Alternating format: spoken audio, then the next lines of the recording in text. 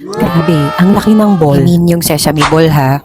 So today, we're in Guangzhou and we're invited by friends ni Dada to have lunch. Tapos guys, nakita ko sa kabilang table isang giant na sesame ball. So they ordered it para matry ko rin. Ang sweet nilo, diba? As in, ang laki niya, pang helmet size. Crispy, chewy, light sweetness. Ang sarap niya, promise. Talagang nahihiya ako dito kasi hindi ako marunong mag-Chinese pero grabe, sobrang hospitable ng mga Chinese. And ang dami nilang in-order. Literal na feast. Parang gusto sa akin patingin lahat. And ito talaga ang nagpa-happy ng aking tummy, yung roasted goose.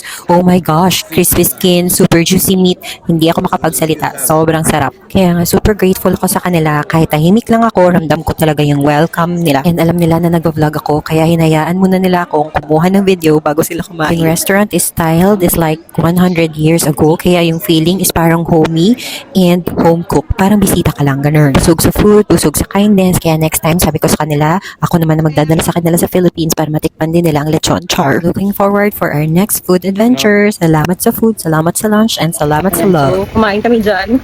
And the owner, actually, talagang sinadya niya na old style. Ayan, yung experience and yung setup.